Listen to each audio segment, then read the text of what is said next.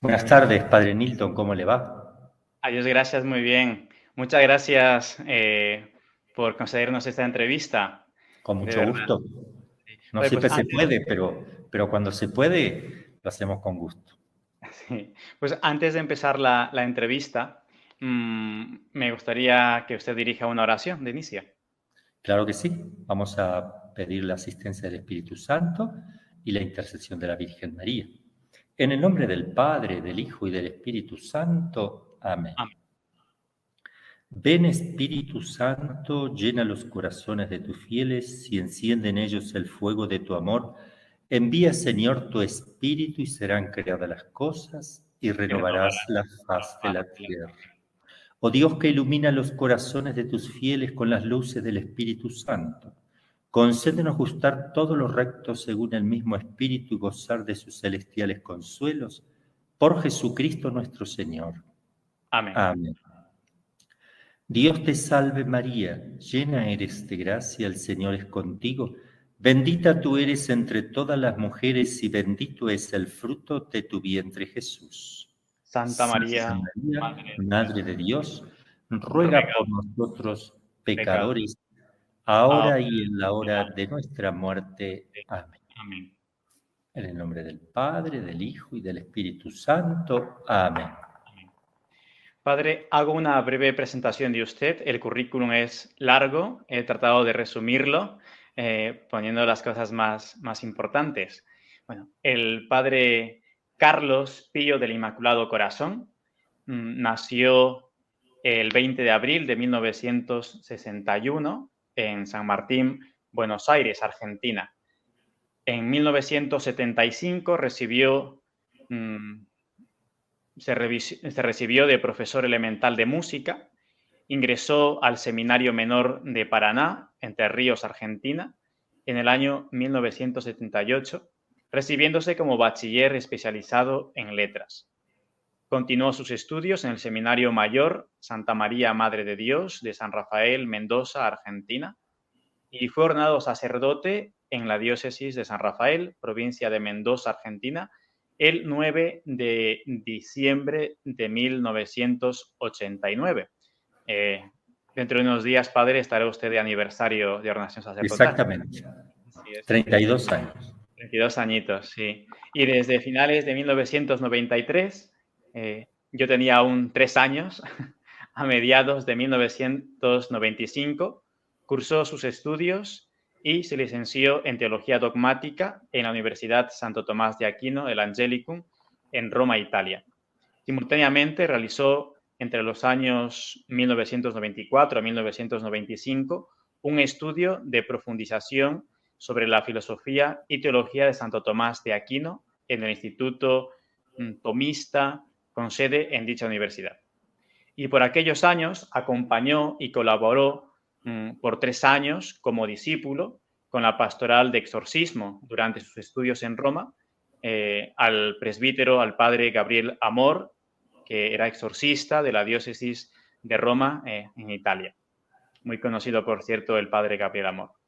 Desde su regreso de Roma en 1995 hasta diciembre del 2002, se ha desempeñado como prefecto de disciplina y profesor de teología y filosofía en el Seminario Santa María Madre de Dios en la diócesis de San Rafael, dictando clases de Mariología, Cristología, Trinidad, Dios uno, sacramentos, patrística, tratado de la creación, teología natural, lógica, etc.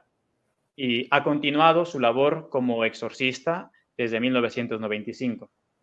En el año 2007 inició como fundador en la diócesis de Campeche, México, juntamente con los presbíteros Ricardo Col Mónico y Jorge Hetze, del Instituto para la Liberación y Crecimiento Espiritual de las Almas, con la denominación de Apóstoles del Inmaculado Corazón de María. Instituto Clerical de Vida Contemplativa con apostolado a cargo. Y fue nombrado en esta diócesis también como exorcista. En el mismo año fue nombrado profesor de Filosofía y Teología del Seminario San José de la diócesis de Campeche. Y en el 2012 fundó en la archidiócesis de Tuxtla Gutiérrez, la familia religiosa del Inmaculado Corazón y Divina Misericordia, rama masculina, femenina y tercera orden. Familia religiosa que ya cuenta con la aprobación como asociación pública de fieles en orden a constituirse instituto eclesial religioso. Y fue nombrado exorcista de esta archidiócesis, continuando su ministerio pastoral de exorcismo ya por 23 años. Es actualmente superior general de dicha familia y profesor de filosofía y teología del mismo.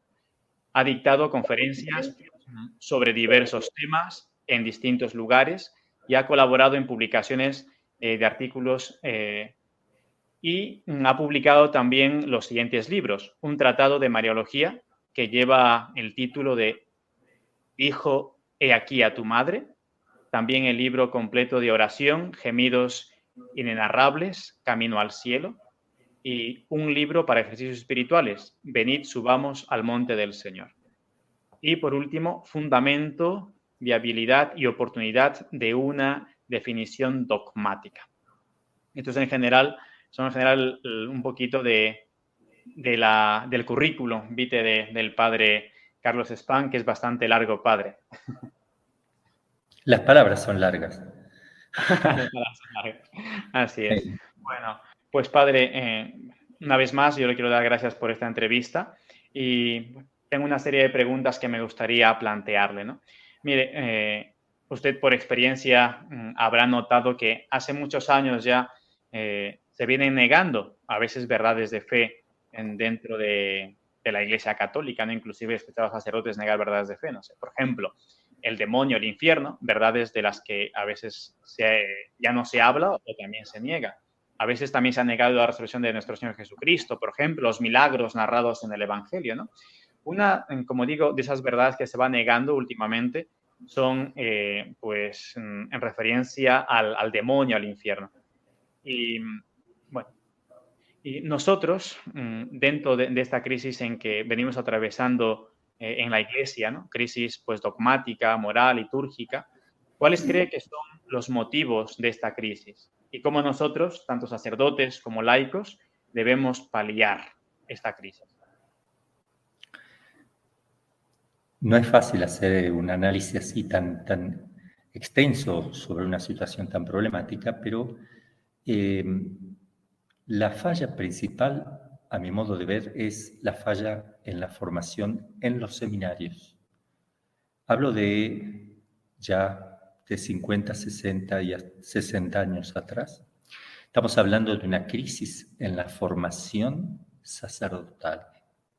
Y esto toca ya en el campo también de los obispos, porque ya incluso obispos amigos míos que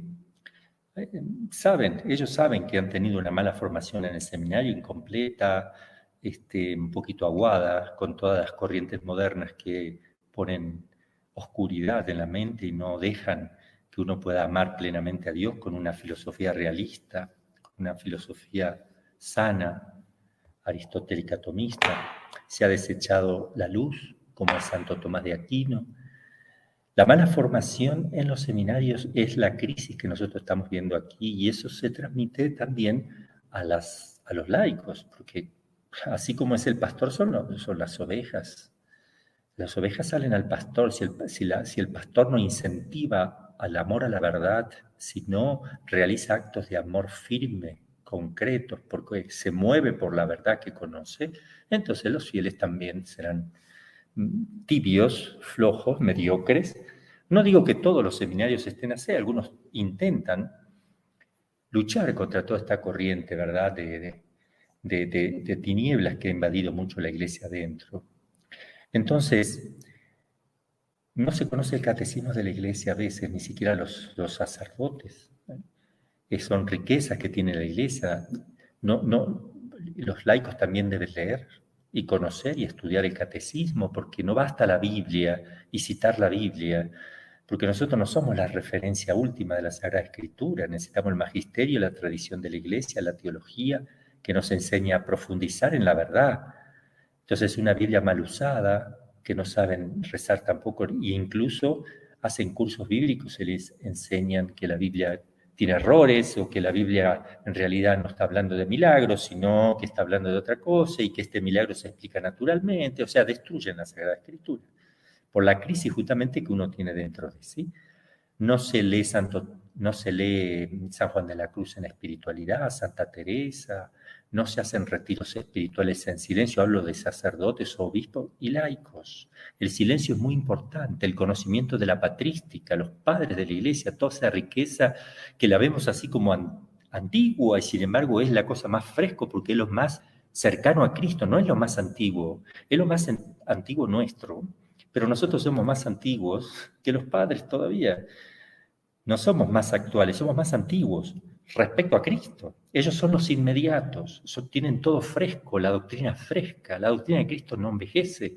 Y si uno se quiere hacer nuevo, tiene que acercarse a las fuentes, tiene que acercarse a los padres de la iglesia que interpretan correctamente la Sagrada Escritura. Lo que es la vida contemplativa está totalmente desechada. Nadie cree en eso. La vida contemplativa, el espíritu monacal, por ejemplo. ¿Qué es esto, el espíritu monacal que se ha perdido? La apreciación del silencio, el tener una vida ordenada, dentro de las familias también. La televisión destruye un hogar, la computadora, el teléfono, las cosas electrónicas, las peleas continuas, son productos de todo este mundo que se nos mete y rompe con todo ese espíritu. Yo creo que el punto de partida, entonces, yo creo que para restaurar la espiritualidad, la doctrina y la moral católicas de fondo y hacerle un bien enorme a los laicos, es restaurar los seminarios. Yo toda mi vida he estado dando clases en seminarios. Es la restauración en los seminarios. Es verdad, yo tuve profesores que llegaron inclusive a negar hasta la resurrección de Cristo. Bueno, decían sí resucitó, pero hay que entender de qué manera, ¿no? Los milagros también, obviamente, quitaban el hecho sobrenatural de los milagros.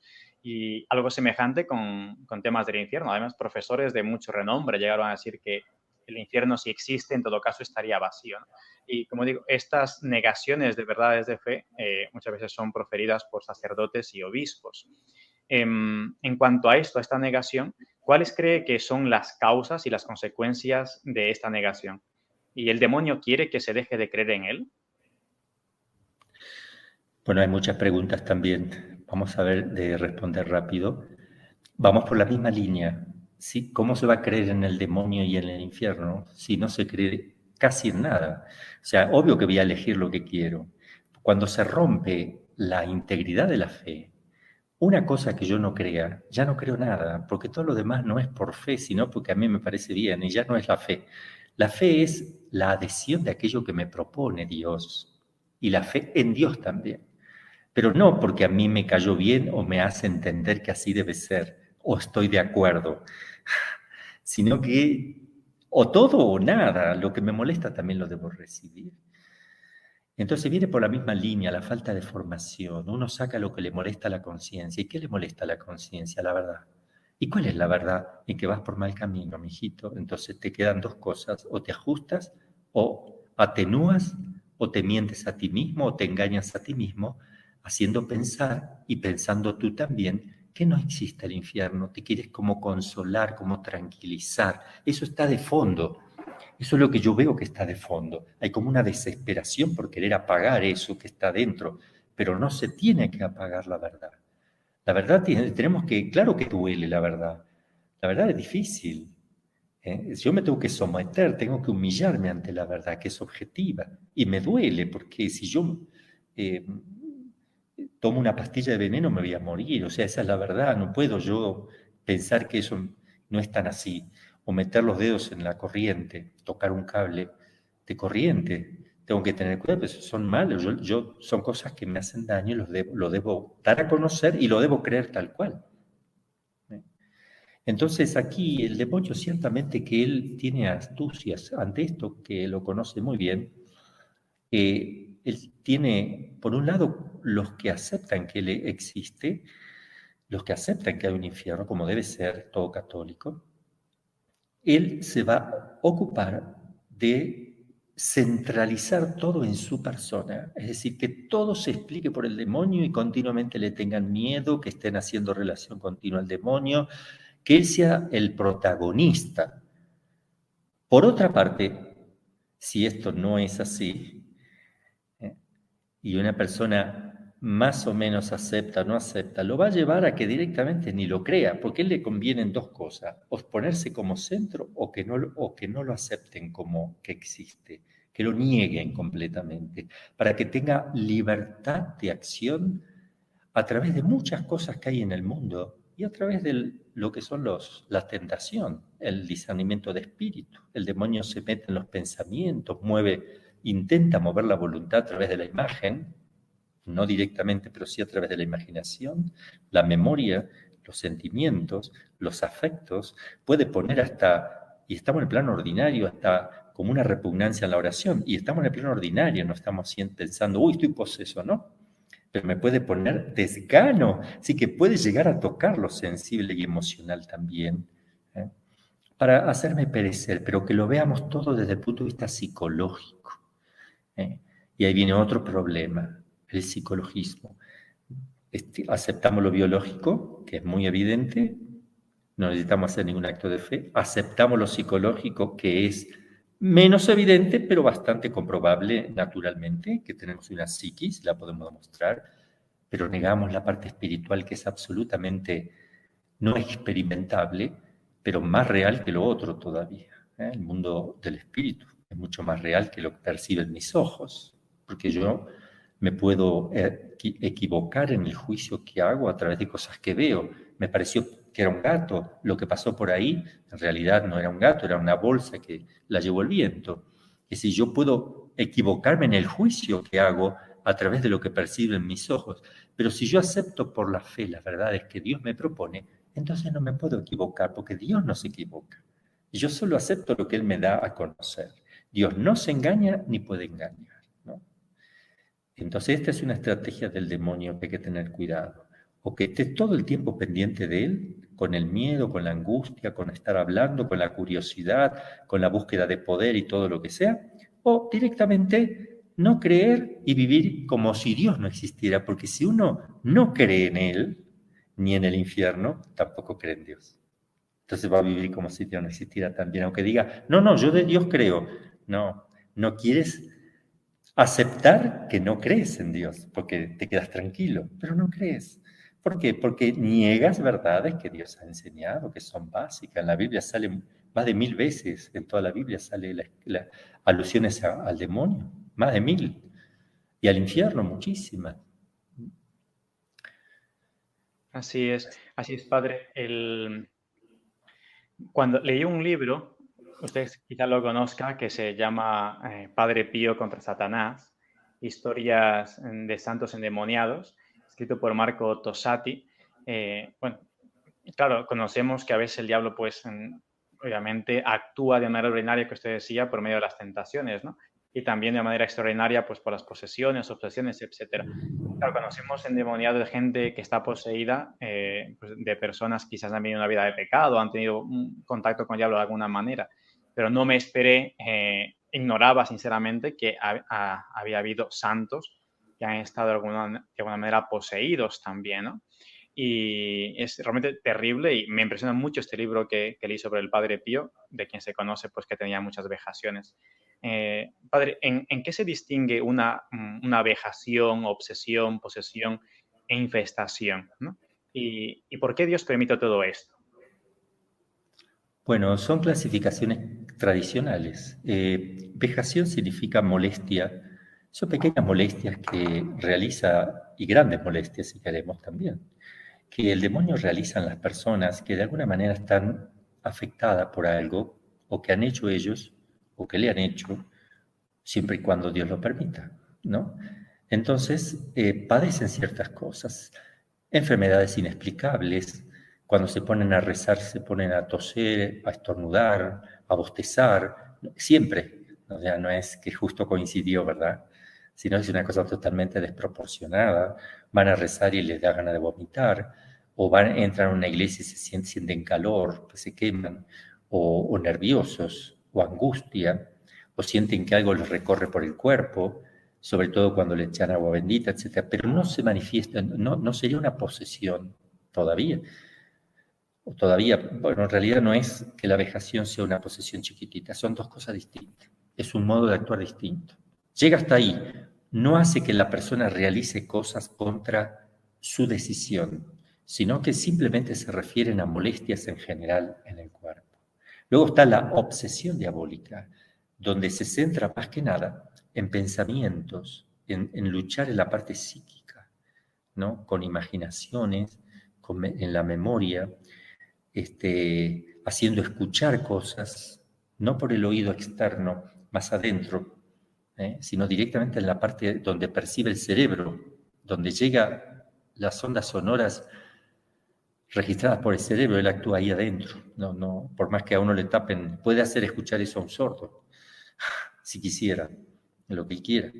Entonces, con palabras internas, malas palabras, le pone pensamientos de blasfemia continua, pero esto no hay que tener mucho cuidado en no mezclarlo con, por ejemplo, con el trastorno obsesivo-compulsivo, que es natural, o con una esquizofrenia también, o con una epilepsia larvada, o con una histeria, si queremos, también hay que tener cuidado, ¿verdad? Eso lo tiene que estudiar un sacerdote. Yo he estudiado psiquiatría, psicología, además de llevar 30 años de exorcista. Uno va aprendiendo, he trabajado con psiquiatras, etc. No es fácil. Pero después, una vez que uno lleva tiempo, rápidamente lo sabe identificar. Entonces, el que tiene obsesión diabólica tiene una lógica diabólica en su forma de pensar, que no la voy a decir, pero el sacerdote se da cuenta. En cambio, lo que es un trastorno obsesivo compulsivo, por ejemplo, un TOC, el que tiene eso de chico, sobre todo se despierta en la adolescencia para adelante, son también pensamientos intrusos, continuos, que no lo pueden mover, pero no tiene una lógica diabólica, sino puramente natural, insignificante, así que no está teológicamente, o sea, no hay una hazaña teológica del fondo, sino son cuestiones naturales. Que el demonio podría también molestar a uno que tenga TOC también, y ahí ya estaría todo mezclado, más difícil, pero bueno, son dos cosas distintas. Luego tenemos la posesión diabólica. Aquí vamos a ver qué es posesión. Cuando se posesiona, ¿de qué? De tus facultades, que te mueve por cuenta propia, te mueve la mano, te hace correr, te hace hablar, tú no quieres hablar y hablas, pegas, escupes, ¿te das cuenta o puede ser que no te des cuenta? Son dos formas.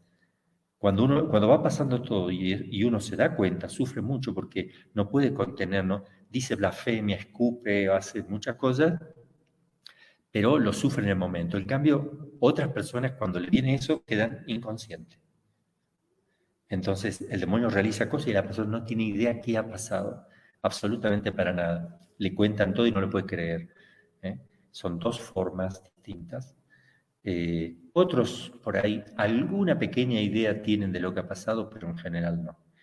Y por último, la infestación, que no se refiere a personas, sino a casas, a lugares, a cosas. Un lugar puede estar infectado, quiere decir que está relacionado con el demonio o porque hay algo que le ha introducido o han consagrado algo a Satanás o ha habido algún rito en un lugar, etc. Entonces se mueven los objetos, hay voces, se apagan las luces, se encienden los artefactos electrónicos, etc. Eso ya es infestación. Pero también podemos hablar de agresiones externas del demonio, ya no vejaciones internas o la circundación. O sea, el demonio que está rondando y molesta extraordinariamente desde fuera, como le ha pasado, por ejemplo, al Padre Pío, que le pegaba, se venía como un perro, le pegaba, lo lastimaba, pero por afuera. O el cura de Ars, donde el demonio le quema la cama o lo molesta continuamente, le hacía ruido, etc. Pero también podría... Bien, eso es en cuanto a la infestación y a la agresión externa. Hay santos que han estado posesos. Santa Gemma Galgani estuvo posesa. Su director espiritual, el padre Cristian Beato, creo que Cristian, yo no me acuerdo bien si es Cristian, es el director espiritual de ella, beatificado, no me viene ahora el nombre completo, pero fue beatificado también. Él le hacía los exorcismos a ella escupía, se le tiraba encima a las personas, estuvo 1 semana y media posesa, porque Dios lo permitió para una humillación tal vez para ella, para purificar los pecados, para salvar almas, por mucho motivo Dios lo puede permitir en los santos, porque uno puede quedar relacionado con estas cosas o porque lo busca o no lo busca, pero si no lo busca está viviendo muy mal. Por eso puede suceder que alguien le haga algo y le produzca algo, porque está totalmente desprevenido, no tiene oración, o reza como se le ocurre, no tiene ni idea, en realidad no tiene vida espiritual, no vive en gracia. Entonces ahí es más fácil, ¿no? Hay otra santita, Santa María de Jesús crucificado, llamada la Arabita, Carmelita, que toda la vida estuvo posesa, ella no se hacía mucho problema. Y Dios le dio muchos dones también a ella. Fue degollada por un tío, la tiró en un basural por ser cristiana, el tío era musulmán, y ella se encontró de golpe, porque la dio por muerta, porque le cortó el cuello. Y ella se encontró en una cueva, despertó en una cueva con una venda en el cuello, se ve que no, bueno, sí la mató, porque él se corroboró que estaba muerta. Pero una mujer en una cueva le daba la comida, le daba una rica sopa. Dice que tomó la sopa más rica que jamás en la vida habría podido gustar. Y la sanó y le dijo, mira, ahora debes ir a la primera parroquia que encuentres a tal lado, tú dile al sacerdote que salga, ¿qué debo hacer? Él te va a orientar. Y desapareció, era la Virgen María. Y a partir de ahí el sacerdote la orienta, ve que tiene vocación a la vida de Carmelo y entra. Pero siempre la molestó el demonio, le hacía ver gusano. Ella comía, por decir, fideo o arroz, y ella veía que no era arroz. El demonio le hacía ver que eran gusanos y se lo hacía gustar. Y todo igual que el gusano, pero los demás no lo veían. Entonces, para que ella diga, no tengo hambre, o saca la comida, y sea un escándalo de pobreza, ella se los comía con mucha gana y lo ofrecía. Pero en algunas oportunidades, hasta los que estaban allí veían, Dios les permitía que también vieran cómo las cosas que les servían se transformaban en animalitos repugnantes. Desde luego, me imagino que la posesión la posesión o también la instigación del diablo a estas personas, como el Padre Pío, las vejaciones, quería decir, deben ser una de las purificaciones más grandes que el Señor debe permitir aquí en la tierra. Sí. Según he leído en estos libros, que es la purificación más grande, claro, porque es un tremendo, imagínense santos, ¿no? Que aman tanto a Dios que salga de su boca como blasfemias o estas cosas, pues un dolor terrible, ¿no, Padre? Y, Padre, ¿cuáles son los medios, los actos que abren las puertas al diablo para una posesión, por ejemplo, ¿no? Pregunto esto porque hay mucha gente, sobre todo jóvenes, ¿no?, que inocentemente se meten en ese peligro, abren las puertas al diablo sin ellos saberlo.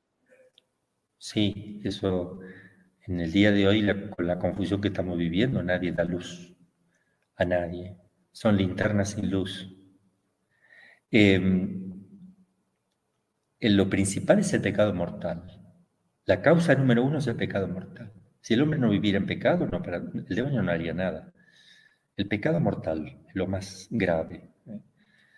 Y sobre todo los pecados que claman al cielo, como es el pecado de aborto, de matar a un inocente, de promoverlo. Y más que nada una mamá que mata a su propio hijo, cuando ese acto va contra la naturaleza, contra la ley natural. Tiene que hacer una violencia para hacer eso, tiene que autoengañarse de tal manera y tan grandemente de pensar que ahí no hay un hijo, o sea, y cuando lo aborta, obviamente que la naturaleza no perdona, le viene ese pensamiento, la certeza de cómo no va a ser un hijo lo que tiene en su panza, ¿qué va a ser? ¿Un perrito? ¿Va a ser una lechuga? Células, por favor. Tiene células, pero no es célula. Así que los pecados estos, el pecado contra natura, el esoterismo, la búsqueda de cosas mágicas, rápidas, cosas curiosas, la búsqueda del poder, todas estas cosas y muchas cosas también que los jóvenes realizan y no se dan cuenta que se están metiendo en serios problemas. Hoy justamente estuve en un negocio y veía a un joven con las uñas pintadas de negro, un varón, no se sabe si varón o mujer, la verdad que no sé qué era. Eso es otra tremendo pecado, la confusión total, en lo más básico. Yo no sé si estoy delante de un varón o una mujer. Y pareciera que ni siquiera son seres humanos, disculpen, pero se visten de tal manera, obran de tal manera, que confunden muchísimo. Entonces, muchos jóvenes usan, por ejemplo, playeras, camisetas con imágenes que no saben que son esotéricas, o sí, les gusta, pero no se dan cuenta que los que están vendiendo estas cosas hacen pacto, ellos hacen ritos, muchos de ellos lo hacen, para vender más, porque están en los negocios y tú le compras, ¿verdad? La música satánica, el comportamiento, la droga es un veneno satánico también, la pornografía, la pornografía en los celulares, en internet, la masturbación, el estar metido allí como esclavizado todo el tiempo, todo eso hace que obviamente estemos totalmente expuestos a la acción del demonio. No hay cosas inofensivas. Hay muchas cosas que no son inofensivas y no nos damos cuenta. Uh-huh. Y hablando de esto, padre, que hay cosas que parecen que son inofensivas, ¿no? También en cuanto a los juegos, ¿no? Hay juegos que en apariencia son inofensivos, pero que dejan la puerta abierta para la actuación del diablo en una persona. ¿Qué juegos considera usted que abren esta puerta? Bueno, hay muchos juegos así que están ahora con el Charlie Charlie, el juego de la copa, el tablero Ouija, los lápices. Todo apunta a querer saber, la curiosidad por el querer saber cosas ocultas, escondidas, buscar poder. En definitiva, es el pecado de Adán y Eva. O sea, la curiosidad. Abandonamos a Dios cuando obramos de esa manera, porque estamos buscando un dominio, un poder que vaya más allá. No nos damos cuenta, en el fondo está eso. No tomamos la vida en serio. Hay gente que vive en Internet, repito, con los juegos electrónicos que también están llenos. Eso es peligrosísimo, los juegos electrónicos donde incentivan a matar, la sangre, la destrucción. ¿Por qué quieres destruir una persona? ¿Te sientes bien? Es tu enemigo. ¿Por qué? ¿Por qué disfrutas de eso? Obviamente ahí hay algo satánico. Si yo disfruto, aunque sea un juego, de cómo despedazo un bebé o una persona, dentro de mí hay algo que no está bien. Porque el ser humano no está hecho para eso, está hecho para amar, no para destruir. Incluso una guerra justa, la guerra justa no complace a la persona que tiene que matar a otro, no lo tiene que complacer, lo tiene que hacer por motivos mucho más grandes, obviamente, en una guerra justa, lo hace por motivos mucho más grandes, pero le duele también matar a la otra persona, no se regocija, no lo disfruta de haberlo despedazado de un tiro en la cabeza.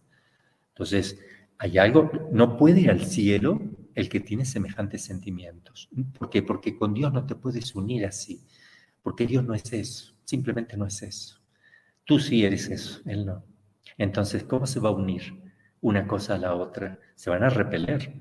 Si tú dentro de ti sientes rechazo por tu mamá, tu papá, por la música sana, por el arte sano, por la belleza, por la armonía, por el hacer todos los días ordenadamente las cosas, que es algo hermoso, te molesta, no quieres hacer eso, quieres romper con la rutina, quieres cambiar todo, necesitas incentivar tus instintos, necesitas emociones, riesgos. También el tema de la ropa, la ropa y el modo de vestirse, el modo de hablar, de comportarse. Hay cultos implícitos.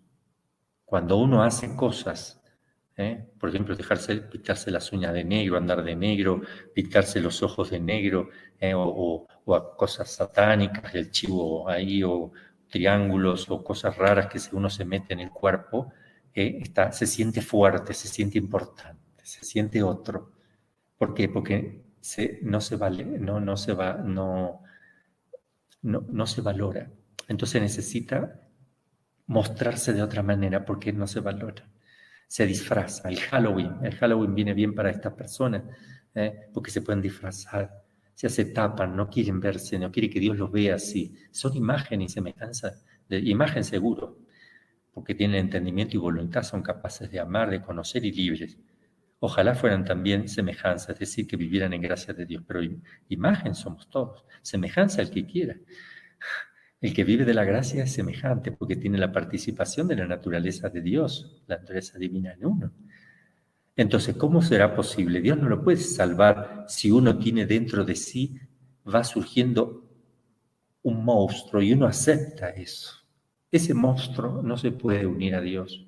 Halloween, la rebeldía contra los padres, contra las autoridades, la inversión natural de las cosas, ir en contra de las leyes naturales, etc. Estamos invadidos. Antes no era así, ahora se despertó todo de una manera incontrolable, por donde uno mire. Por eso que yo le digo a los jóvenes, no estamos exagerando cuando decimos que no hay que ir a los antros, por ejemplo, no estamos exagerando. En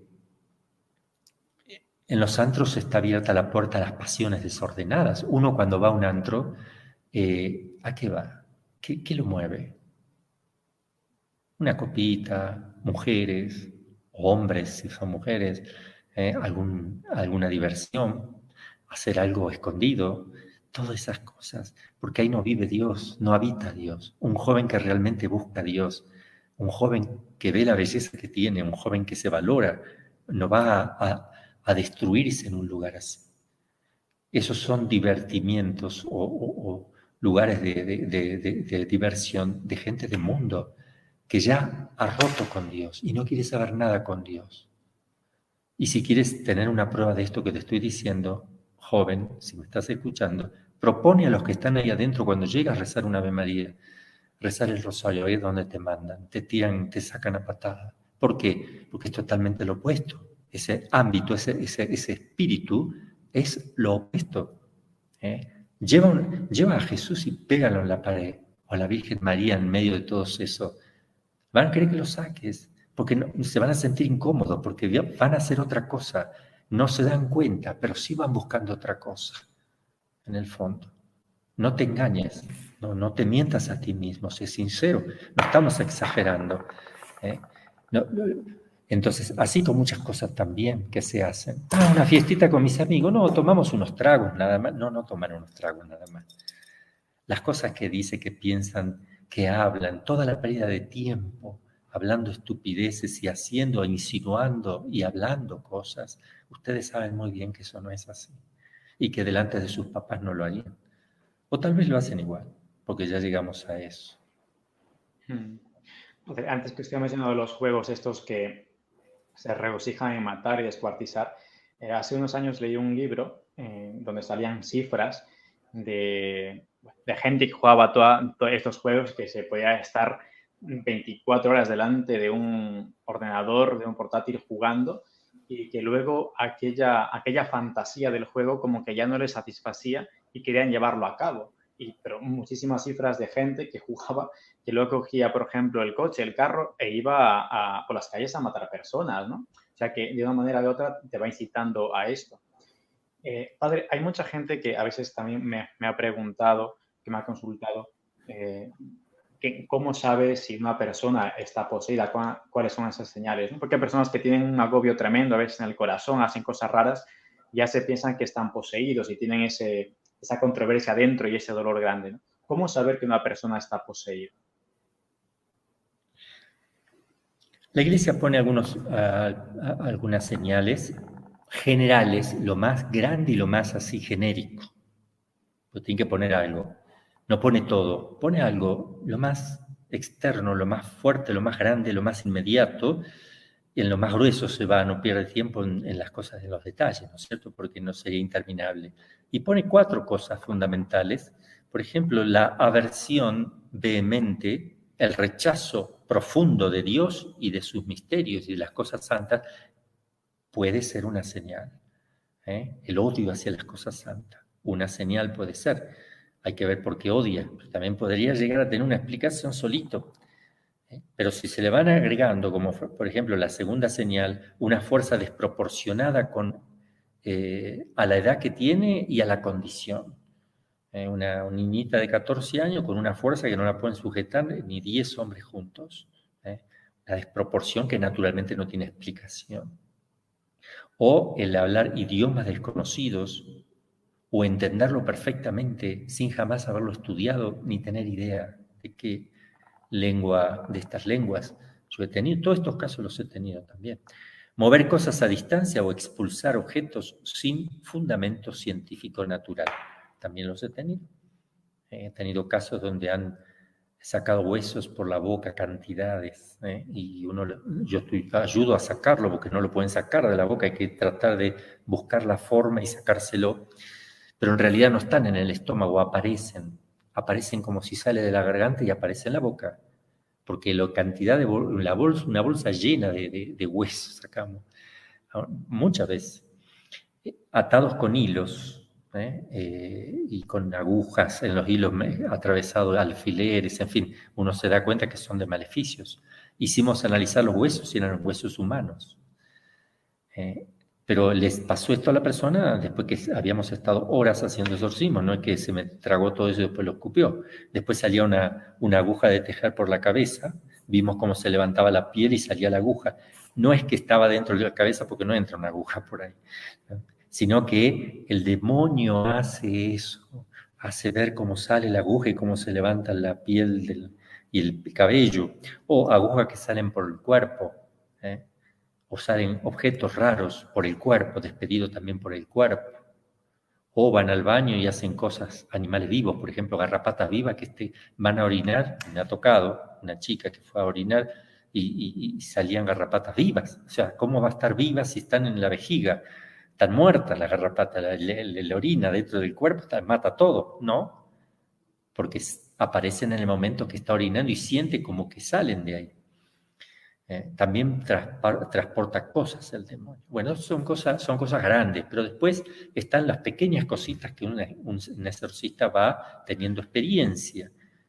Pequeñas cositas que uno se da cuenta ya como exorcista, que no hace falta que aparezcan estas cosas para darse cuenta que está poseso, pero eso ya es por la experiencia y no conviene decirlas porque si no van a pensar que ya lo tienen. Ay, yo me parece que lo tengo, yo me parece que lo tengo, pero el sacerdote ve un conjunto de cosas, no ve una sola, tiene que ver varias y ahí nomás capta, hay toda una temática, una lógica, pero estas 4 son las que pone la iglesia que yo dije, que son como para ver eso más claramente. Pero lo primero que tiene que hacer uno, si piensa que alguien puede estar así o que uno puede estar así, lo primero es hacer una confesión general de toda la vida, bien hechita, que no quede nada sin haber guardado, arrepentirse de corazón, recibir la comunión semanalmente, rezar el rosario todos los días, hacer adoración al menos media hora diaria, practicar las virtudes y hacer penitencia, algún ayuno. Si hacemos eso,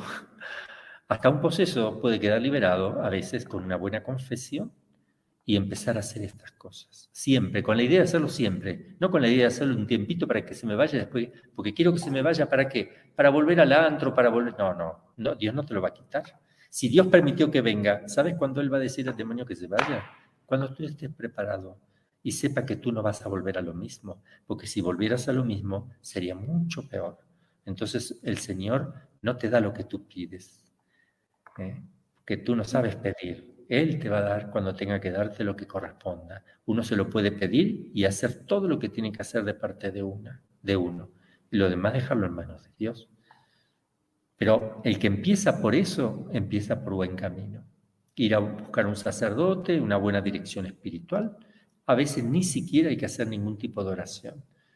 En realidad, todo cristiano debería vivir de esa manera, viviendo bien confesadito, comulgando lo más frecuentemente posible, rezando rosario todos los días, haciendo al menos media hora de oración diaria, de silencio, meditación o adoración al Santísimo, dentro de lo posible, ¿verdad? Y la misa diaria dentro de lo posible también, porque estamos obligados al precepto, pero si uno se limita al obligatorio, ya no hay amor ahí. O sea, vas a caer pronto. Sin amor verdadero y auténtico, el demonio te destroza. Porque o amas a Dios de verdad y te atienes a las consecuencias, que es sufrir y padecer por Él, o si no lo amas de todo corazón, te caes en sus garras. a través de sus dos brazos, el mundo y la carne, tu desorden interior y el mundo. Dos cosas que él utiliza son sus aliados, ¿no?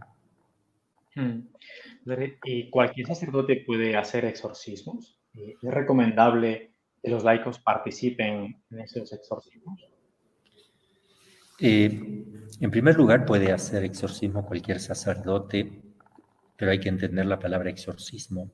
Exorcismo es hacer una oración donde dice, o le dice al demonio, o le dice a Dios, que aleje al demonio. Por ejemplo, si un sacerdote reza un Padre Nuestro, es una oración de exorcismo.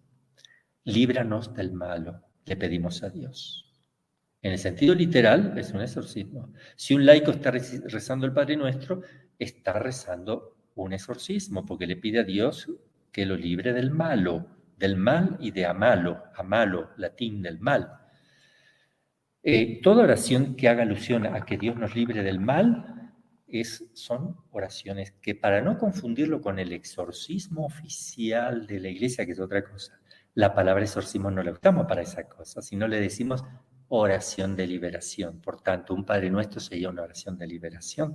Toda oración que haga alusión a que seamos liberados o que tal persona sea liberada del demonio son oraciones llamadas oración de liberación, para no confundirlo con la palabra exorcismo, pero son exorcismos.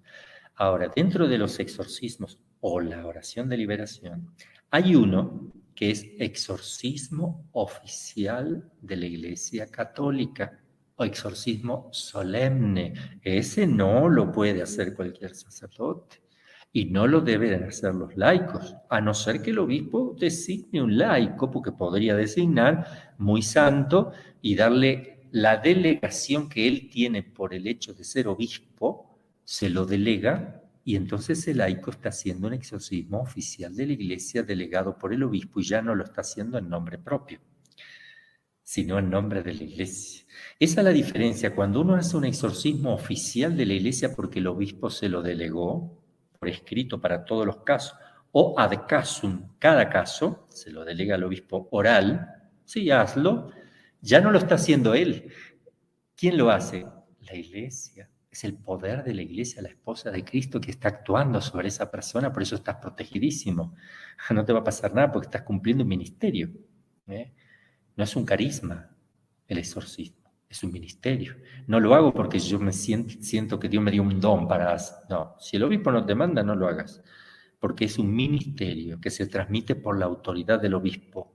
Él te va a delegar. Entonces, los sacerdotes, no todos pueden hacer un exorcismo solemne, solo los que tienen la delegación.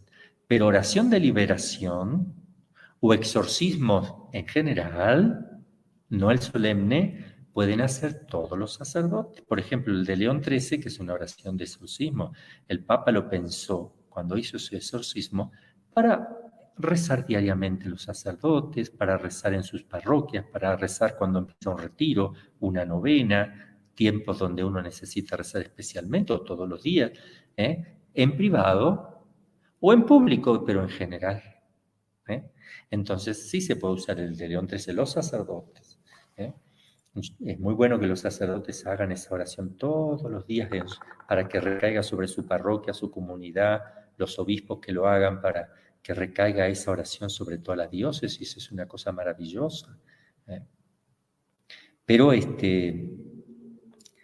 esa oración de León XIII, ese exorcismo, lo puede usar también el sacerdote cuando duda, ¿habrá algo? No. Voy a hacerlo individualmente a tal persona, lo hago, y si se manifiesta y veo algo raro, lo termino, le aviso al obispo, monseñor, hice una oración, exorcismo menor o oración de liberación del exorcismo de León XIII o de la oración de liberación de León XIII, como le quieran llamar, él le puso exorcismo. Hice y pasó tal cosa. Usted podría darme la delegación para hacerle un exorcismo, o varios, los que necesita, solemne de la Iglesia. ¿Sí o no? Si te dice que no, lo seguirás atendiendo haciendo oración de liberación, porque no tiene la delegación, pero no lo dejes de atender. Lo primero que tiene que hacer un sacerdote o un obispo con estas personas es que vayan en familia también, que hagan una buena confesión de su vida, que lean el catecismo, que aprendan a confesarse bien, que empiecen a ir a misa. O sea, primero tienen que practicar la vida cristiana y el deseo de sanar y convertirse de corazón. Luego lo va a atender el exorcista. Entonces, lo primero que es una orientación. Porque si de entrada digo, ven, te hago un exorcismo, el demonio se va a revolcar, va a escupir, va a qué sé yo qué. ¡Ay, me curé! Y se va la persona, a los 2 días la agarró de vuelta. No es que se curó. El demonio se ausentó por un momento. Y eso puede durar 1 año, 2, 5, 10, todo el tiempo que Dios quiera. Hasta que la persona no dé seguridad de que realmente su corazón ha cambiado. Porque si Dios permite eso es porque está buscando un fin. Mientras la persona no encuentre el fin por el cual Dios permitió eso, no se va a sanar. Y normalmente el fin es la propia conversión o la conversión de su familia o de otras almas que Dios tiene pensado también podría ser. Sí, padre, otra de las maneras como el diablo suele actuar, lo más ordinario es por medio de las tentaciones, ¿no? Que nos empuja al pecado. Aunque de alguna manera esto ya ha mencionado, le vuelvo a preguntar cuáles son las armas para vencer las tentaciones y por qué el pecado mortal, alguna vez usted también lo ha dicho, por qué el pecado mortal es peor que una posesión, ya que la posesión, no es un mal absoluto, en cambio el pecado sí. Bueno, precisamente, hay santos que estuvieron posesos. La posesión es un dominio que tiene el demonio sobre una persona. La persona, si no quiere lo que el demonio le está haciendo hacer, lo está haciendo el demonio, no lo estás haciendo tú. Entonces ahí no hay pecado personal en todo lo que él pueda hacerte hacer mientras tú no quieras. Solamente pasa eso en la posesión, porque en la vejación entra mucho más la voluntad. Mientras uno resista a eso, no hay problema. Entonces, en cambio, el pecado mortal es personalísimo. Tú pecaste, tú sabías. Si no sabías, no fue pecado. Si no quisiste, no fue pecado. Para que haya pecado mortal tiene que haber conocimiento pleno, voluntad plena y materia grave. Tiene que haber una materia grave. ¿eh? Pero tiene que estar el consentimiento pleno y la voluntad plena, tu libertad. Y eso es tremendo, porque eso tú te conviertes en monstruo. No es un monstruo que está actuando en ti y tú no quieres. No es un perro que te ladra o un león que te quiere devorar. Tú aceptaste ser un monstruo. Tú aceptas ser un perro, un león devorador de ti mismo. O sea, el que vive en pecado mortal vive de una manera en su ser más profundo, totalmente contrario a lo que es Dios. Es la podredumbre más grande que pueda existir en el orden espiritual, si se puede hablar de podredumbre. El olor más atroz, si se podría hablar de olor, pero Dios, espíritu, debe percibir analógicamente el aroma o la fealdad, la percibe de los pecados, no de los pecados, del pecador. Porque cuando uno está en pecado mortal, el pecado se hace tú y tú te haces el pecado, se entran en comunión. Entonces, si yo veo pornografía libre y voluntariamente, yo me convierto en eso. Yo soy eso. Entro en comunión. Por eso que si yo me muero así, se me separa el alma no puede hacer más nada ya, no puede cambiar. La voluntad no se modifica. Yo salí como un monstruo y monstruo quedé. Y monstruo quedaré. Porque eso uno no quiere porque ya está, no se puede. No quiere porque sabe que no se puede. Pero tampoco quisiera. Es absolutamente imposible que al salir el alma del cuerpo quiera otra cosa, sino que continúa. Y si uno muere en la parte opuesta de Dios, rechazando a Dios por tanto, aceptando la oscuridad, la podredumbre y el pecado, queda totalmente apartado de Dios. Por eso la comparación es cuasi infinita, para no usar la palabra infinita, entre un poseso y uno que está en pecado mortal. Porque el poseso puede estar en gracia, está luchando, o puede estar en pecado. Pero si está en gracia, el poseso, más bien todo lo que le pasa le sirve para santificarse. Padre, usted que ha sido discípulo del padre Amor, él decía que el diablo odia y tiene miedo particularmente a la Santísima Virgen, ¿no? A veces, una vez le preguntaron que por qué el diablo no salía de una persona cuando aquella persona comulgaba, ¿no? Y se quedaba tan tranquilo, digamos, el demonio dentro, como que no se manifestaba externamente. Pero en cambio, cuando empezaba ya el exorcismo como tal y mencionaban sobre todo el nombre de la Santísima Virgen, el diablo empezaba como a rechistar de una manera atroz, ¿no? ¿Por qué cree que se da este miedo particular del diablo hacia la Santísima Virgen? ¿Y cuál es el papel de nuestra Madre en nuestra santificación?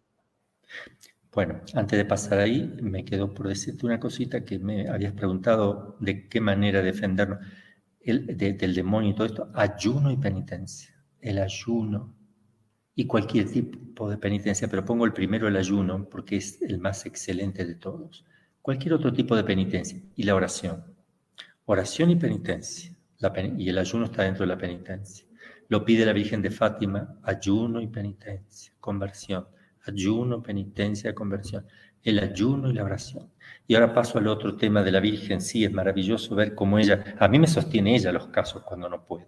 Yo le pido que me los sostenga y cuando no podemos entre 10, 20, yo le digo suelten y el proceso queda agarrado. Se le ve todo apretado, se ve toda la sangre, todo como que está, y incluso dice, decile que me suelte. ¿Quién te tiene agarrado? Le digo. Tú sabes quién me agarra, dile que me suelte, dime que es. Muchas veces me ha ayudado en eso, el Padre Pío también, pero mucho más, obviamente, la Santísima Virgen. ¿Por qué? La redención del hombre no vino solamente por el varón. El pecado vino por la mujer, empezó por la mujer, por Eva. Ella inició y concluyó en Adán, que era el último responsable.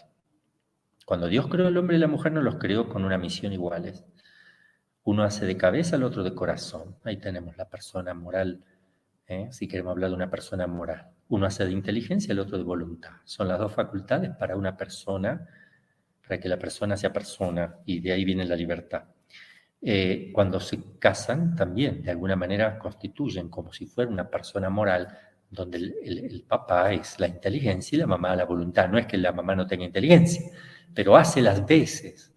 No es que el papá no tenga voluntad o no tenga amor, pero hace las veces, es el que gobierna, se gobierna no con el corazón, sino con el entendimiento. Por eso hay que darle lugar al varón donde corresponde y a la mujer donde corresponde, porque si no, no se pueden complementar. Eso en primer lugar. Entonces la restauración de la humanidad no vino solo por Jesús. ¿Dónde quedó la Virgen? ¿Dónde quedaron las mujeres? Ahí sí se van a enojar, se tendrían que enojar las mujeres, no con todo este feminismo. Acá no, ellas están representadas y tienen que estar primero, pero no tiene que ser la principal. Como Eva está primero. Y fíjense que la Santísima Virgen, en la profecía de Génesis 3:15, aparece la mujer y la descendencia, pero aparece primero la mujer, que le aplastará la cabeza con la descendencia, que es Cristo, a la serpiente, ¿no? Y aparece la palabra mujer, misteriosa ahí en el Génesis. Esta palabrita mujer que aparece en el inicio de la Biblia vuelve a aparecer también al final en el Apocalipsis. Una mujer vestida de sol con la luna debajo de sus pies y una corona de dos estrellas, que entra en combate con Satanás, la antigua serpiente llamada Diablo, que extravía la redondez de la tierra. La antigua serpiente, la de Adán y Eva, dice el Apocalipsis 12:7. Aparece de vuelta la mujer. Cuando empieza la Biblia y cuando termina. Cristo aparece desde que empieza en la profecía también esa de Génesis 3:15 y está hasta que termina la Biblia. Ambos son alfa y omega. Porque donde está Cristo está María, porque así de hecho ha sucedido. Pero también si vemos el discípulo amado de Jesús, que escribe su evangelio, él también hace lo mismo. Al inicio aparece María y al final de su evangelio también. Hace lo mismo que ve en la Biblia. Y aparte ha estado hablando mucho con la Santísima Virgen, vivió muchos años con ella, ¿verdad? Y han conversado. Aparece en el evangelio de San Juan, en las bodas de Caná, cuando Cristo le dice, mujer, ahí aparece la mujer. ¿Qué tenemos que ver nosotros? Nosotros no estamos llamados a hacer las bodas, no somos culpables que no haya vino. Mujer. Cuando le dice mujer, toda la mirada van a ella, a la Virgen María, y María baja la cabeza con timidez, así me la imagino yo, porque Cristo la está descubriendo. Ella tiene que aparecer primero antes del milagro de él, porque así es el orden, empezar por la mujer y terminar por el varón último responsable. Y aquí él le dice mujer, y todo dice, la mujer, todos esperaban que llegara la mujer del Génesis, que iba a ser la madre del Mesías, y será una virgen que dará luz sin perder su virginidad, Isaías 7:14. Entonces aparece ahí la mujer y Cristo la descubre, mujer, y todo el mundo, wow, confirmado. Entonces Él es Jesús. ¿Qué rezamos en ese misterio? La autorrevelación de nuestro Señor, segundo misterio de luz, la autorrevelación. ¿Cómo se autorrevela? Mostrando quién es la mujer. Acá está la descendencia. Y lo va a probar con un milagro que ella se lo pide, porque ella lo dice, hagan lo que Él diga, Él lo hace, pero empieza por eso y termina en Él. Y dice la Escritura, muchos creyeron en Él por este primer milagro, pero que viene por María. Y termina su evangelio, Él, en el capítulo 19, mujer, he ahí a tu hijo, hijo, he ahí a tu madre, en la cruz, donde Él declara oficialmente que María es madre. No la constituye como mamá ahí, en ese momento, sino que la está declarando oficial y públicamente. ¿Y dónde se constituyó en Madre Nuestra? En el momento que María Santísima concibió en su corazón primero con el fiat y luego en su seno al Hijo de Dios. Ahí nos concibe también a nosotros. ¿Por qué? Porque Cristo no solo es una persona que tiene una naturaleza humana, biológica, sino que tiene una realidad mística, sobrenatural, misteriosa, que es el cuerpo místico con la cabeza mística. No da a luz al Cristo biológico, pero al Cristo místico también. ¿Y qué es una persona? ¿Una cabeza? No. ¿Un cuerpo solo? No. Cabeza y cuerpo. Eso es persona. Entonces, cuando María da a luz a Cristo biológico, también lo da a luz al Cristo místico. Y Cristo es la cabeza, pero nosotros somos todos los miembros, y ahí se constituye ella en Madre Nuestra, en la misma maternidad divina, que es el fundamento último de todos los privilegios, de todas las gracias. Ahora, ¿por qué odia tanto Satanás a la mujer? Porque él creyó que cuando la vio a Eva, que la debilidad de Eva, y vino otra mujer que ni le quedó ganas de seguir pensando en la debilidad de la mujer porque le pisó la cabeza. O sea, no puede ser que una mujer, lo débil de la naturaleza humana, lo débil físicamente, no espiritualmente, físicamente, lo más débil lo derrotó con un niño. Por eso no soporta a los niños, por eso no soporta a las mujeres, por eso lleva a las mujeres a la corrupción, las lleva a la pornografía, a ser mercado del hombre, a ser carne del hombre, a ser un instrumento utilizado arbitrariamente del hombre. Y también a los niños, la destrucción del niño. No puede haber un niño, porque ¿quién pisa la cabeza? Un niño. Un niño nos ha nacido, estamos esperando ahora el nacimiento de nuevo para revivir esta gracia del nacimiento, y justamente la inocencia del niño es lo que no soporta, por eso los pecados de aborto. El cardenal Caffarra, cuando vivía aún, tuvo algunos encuentros con Sor Lucía de Fátima, y Sor Lucía le dijo que la Virgen le había dado a conocer que los últimos combates antes de venir Jesús a la tierra sería contra la familia y la vida. ¿Y la familia por qué?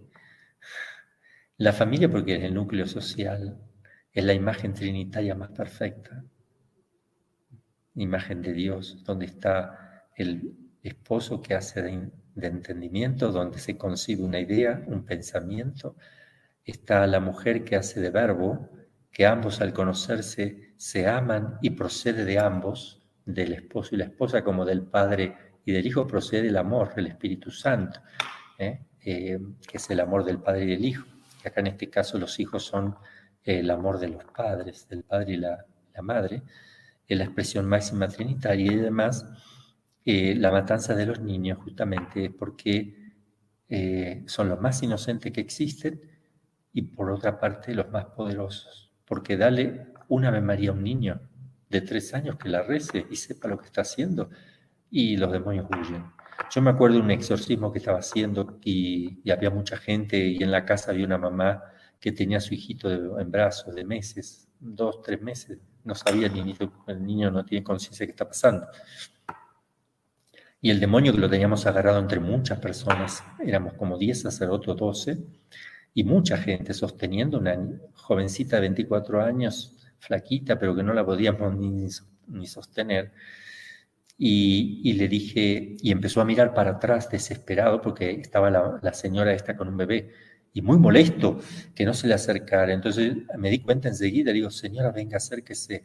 No, gritaba, sí, acérquese, acerque más. La teníamos agarrada en la cama, obviamente, y entonces agarré la manito del bebé para que le tocara la cabecita nomás un poquito al demonio, y aullaba tremendamente de desesperación. Un niño. Y le recuerda al niño Jesús, aparte de la inocencia, la santidad de ese niño bautizado. Imagínense dónde está el Espíritu Santo, el Padre, el Hijo y el Espíritu Santo, no solo están presentes, sino que están viviendo dentro de un niño. Porque una cosa que Dios esté presente en todas partes, hasta no puede dejar de estar presente incluso en el infierno, que no puede estar ausente de lo que está pasando. Él se hace presente en el infierno también, dando el ser a los demonios, porque todo está patente a su mirada y todo está sometido bajo su poder, por eso está presente.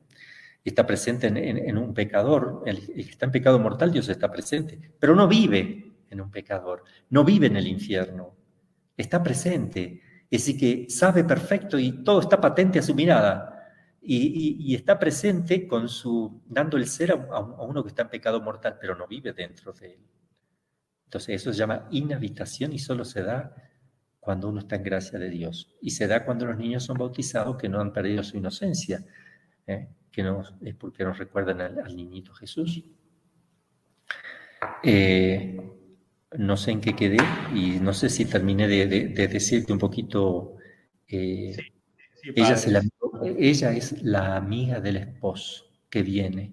María preparará la segunda venida de Jesús. Ella dijo en Fátima, mi corazón inmaculado triunfará, luego habrá un tiempo de paz. Ese tiempo de paz creemos nosotros que es una espera pacífica, en el buen sentido de la palabra de paz, un corazón unido a Dios, esperando la segunda venida de Jesús. Pero ese tiempo de paz tiene que venir porque creemos firmemente en las palabras de Fátima, porque la Iglesia aprobó esas apariciones más de una vez y sabemos que esas palabras se cumplirán. Así es. Padre, denos usted su bendición para terminar esta entrevista, por favor. Claro que sí, el Señor esté con ustedes. Y con tu espíritu. La bendición de Dios Todopoderoso, Padre, Hijo y Espíritu Santo, descienda sobre ustedes y permanezca para siempre. Amén.